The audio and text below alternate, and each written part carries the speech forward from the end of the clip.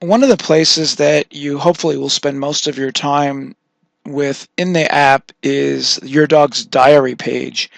The diary page, which is accessible from the main navigation by tapping on the icon and then tapping on diary, is where you can take a look at your calories fed versus your calories burned.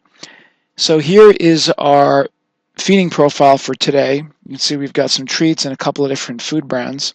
And depending on what we're trying to do, we can navigate through these items here, or we also can go back and forward in time. So you'll notice that our top underneath Jack says yesterday, and that's because I wanted to show you that yesterday Jack did some swimming and some running.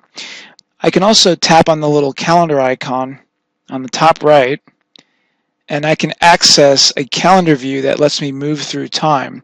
So if I wanted to come to today, I would tap on that or move back through the calendar. But let me just leave it as it was.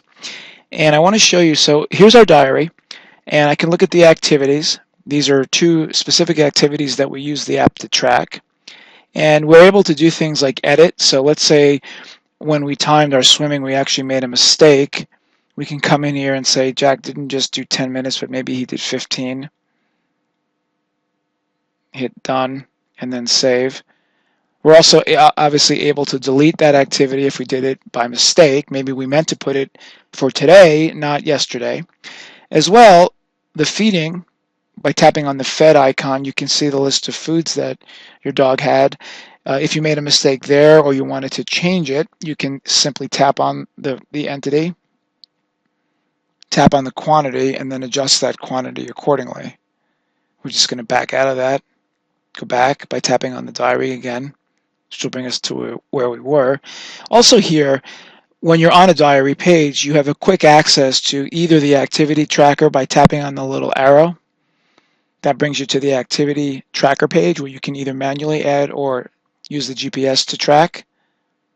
Or you can get right to the food page if you wanted to start adding more new foods that you haven't added before. Let me back out of that. Let's say we actually wanted to give Jack even more than 40 treats. We could edit that by tapping using the scroller. Let's say Lucky Dog got 55 today. Hit done, and now for that day, you can see Jack has had 55 treats. The difference between this and if that was an auto-fed quantity is that tomorrow or the next day, the auto-fed quantity would persist again. So if you had set it to give him 40 treats per day, this would be just an adjustment for the day that you're operating on only.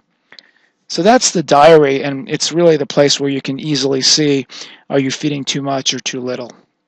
We'll be back. We're going to get into a few more features here in the application that gives you some insight into your dog's weight management and weight loss program.